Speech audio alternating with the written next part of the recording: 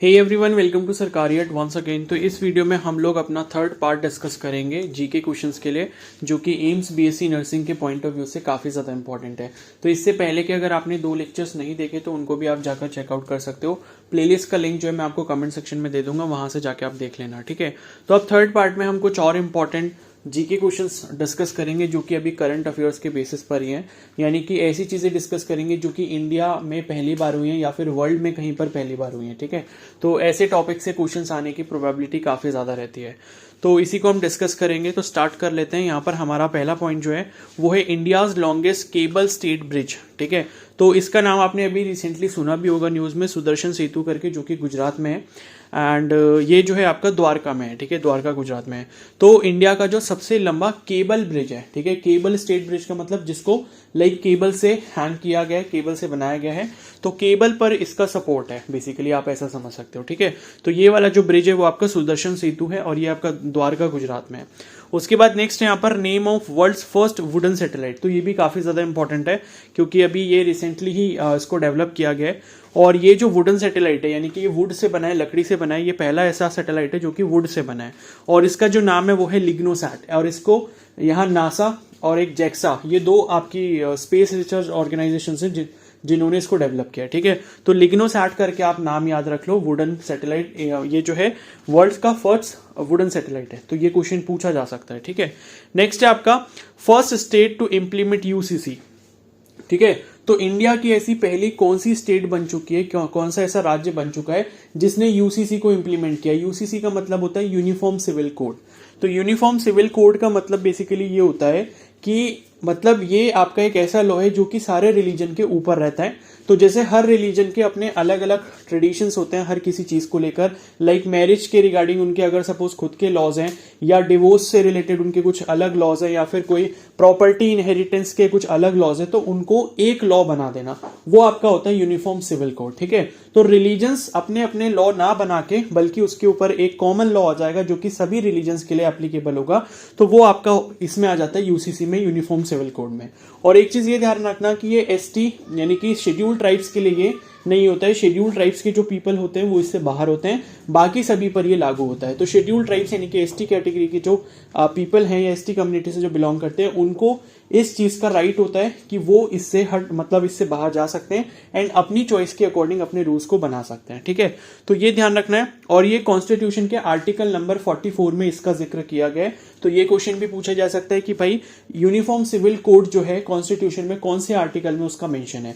तो article number 44 आप याद रखना। और उत्तराखंड जो है पहला स्टेट बन चुका है पूरे इंडिया का जिसने यूसीसी को इंप्लीमेंट किया, यानी कि uniform civil code, after independence, ठीक है। इंडिपेंडेंस से पहले कोई और था स्टेट, शायद गोवा था, बट वो नहीं पूछा जाएगा, अभी यही पूछा जाएगा क्योंकि रिसेंटली हुआ है, ठीक है। तो इसको ध्यान रखना, काफी इंपॉर्टेंट है। नेक्स्ट यहाँ पर north India first human DNA bank, ये किसने जो है स्टार्ट करा है, ठीक है। तो नॉर्थ इंडिया रीजन में जो है, नॉर्थ इंडिया रीजन का जो पहला डीएनए बैंक है जो कि लाइक डीएनए को कलेक्ट वगैरह करेगा, उस पर रिसर्च करेगा, तो ये जो है किसने बनाया है, बीएचयू ने बनाया है, यानी कि बनारस हिंदू यूनिवर्सिटी ने। तो ये भी इंपॉर्टेंट है। उसके बाद नेक्स्ट है first ever skill India centre. ये कहां पर आपका इनॉग्रेट हुआ है, ये उड़ीसा में हुआ है, ठीक है। तो ये आई थिंक सेम क्वेश्चन जो है लास्ट ईयर उत्तराखंड के बीएससी नर्सिंग वाले पेपर में पूछा गया था।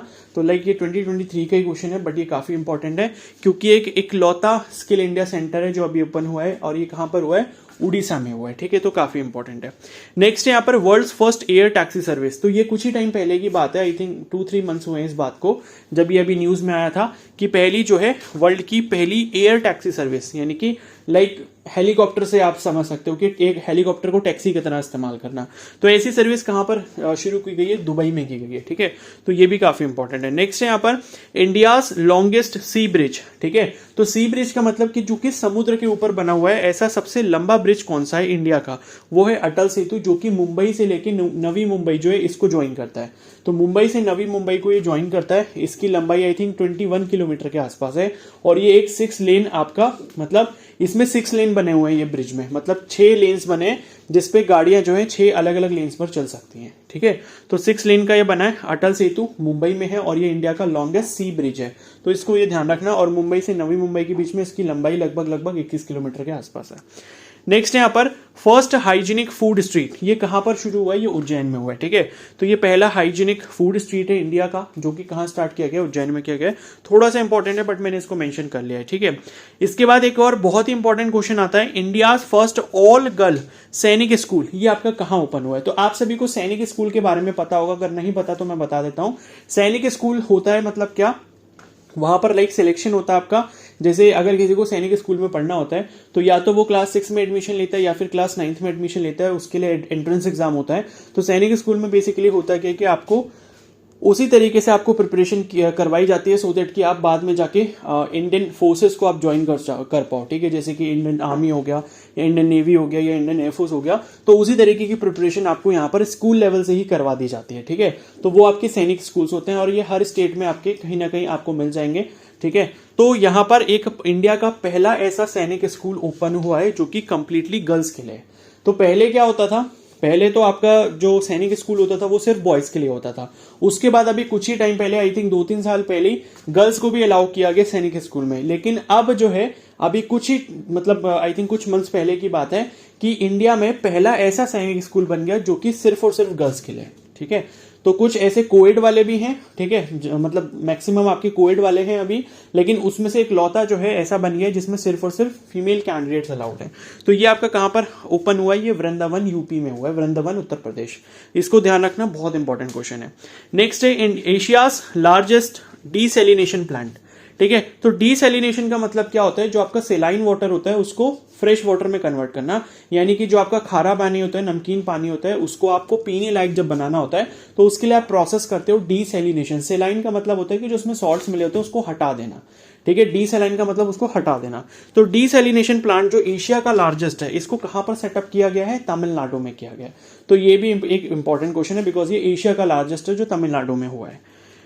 नेक्स्ट आ जाते हैं, कुछ और हमारे पास इंपॉर्टेंट क्वेश्चन है, जैसे है इंडियाज फर्स्ट सोलर सिटी। ये भी बहुत इंपॉर्टेंट है क्योंकि ये जो आपका प्लेस है, ये जो जगह है, ये इंडिया की पहली जो है सोलर सिटी के नाम से जाने लग गई है, ठीक है। क्योंकि यहाँ पर सोलर प्लांट्स काफी ज्यादा लगा दिए गए हैं और यहाँ से जो बिजली बनाई जाती है वो सोलर पावर को यूज करके बहुत ज्यादा बनाई जा रही है। तो इसलिए इस सिटी का जो नाम है, इसको सोलर सिटी का नाम दे दिया गया है। और ये कौन सा सिटी है? सांची। ये सांची कहां पर है? सांची है आपका मध्य प्रदेश में, ठीक है। तो सांची, आपने स्तूपा भी सुना होगा, सांची स्तूपा आपने हिस्ट्री में पढ़ा होगा। तो वही ये सांची है, वही जगह है मध्य प्रदेश में जहां पर सोलर पावर प्लांट का मतलब काफी ज्यादा वहां पर लगा दिए गए हैं। इस वजह से इसको इंडिया फर्स्ट सोलर सिटी का टैग दे दिया गया, ठीक है। उसके बाद नेक्स्ट है इंडियाज फर्स्ट वेटलैंड सिटी। तो वेटलैंड सिटी यहां पर कौन सा है? उदयपुर है। ये अपनी लेक्स की वजह से इसको ये नाम दिया गया है वेटलैंड सिटी। तो इंडिया का पहला जो वेटलैंड सिटी बना है, कौन सा बना है? उदयपुर बना है, जो कि राजस्थान में है। नेक्स्ट है उसके बाद वर्ल्ड्स लॉन्गेस्ट रेलवे प्लेटफॉर्म, ये आपका हुबली जंक्शन है कर्नाटका में, ठीक है। तो इसकी लंबाई आई थिंक 1.5 किलोमीटर के आसपास है। तो ये वर्ल्ड का सबसे लंबा जो रेलवे प्लेटफॉर्म है ये बन चुका है, कौन सा? हुबली जंक्शन। और ये हुबली जंक्शन कहां पर है? कर्नाटका स्टेट में। उसके बाद नेक्स्ट है India's first 3D printed post office. इसकी चर्चा अभी न्यूज में काफी हुई थी, लाइक 6-8 महीने पहले की बात है ये, ठीक है। तो ये आई थिंक आईआईटी के कुछ स्टूडेंट्स थे, आई थिंक आईआईटी मद्रास के थे, आईआईटी बॉम्बे के थे, I don't remember, but IIT के स्टूडेंट्स थे जिन्होंने ये 3D जो पोस्ट ऑफिस है उसको कंस्ट्रक्ट करने का काम करा था। तो 3D पोस्ट ऑफिस या 3D आर्ट का मतलब क्या होता है कि इसमें एक मशीन होती है जिसे हम कहते हैं 3D प्रिंटर, ठीक है। उस 3D प्रिंटर में कुछ मटेरियल डाला जाता है जो कि प्लास्टिक जैसा होता है, वो उसको हीट करता है, उसको मेल्ट करता है, और जो भी आपने उसको कंप्यूटर से कनेक्ट कर रखा होता है उसमें आप अपनी ड्राइंग को डालते हो। अपनी 3D ड्राइंग को डालने के बाद वो कमांड लेता है, कमांड लेने के बाद उस चीज को प्रिंट कर देता है 3D फॉर्म में।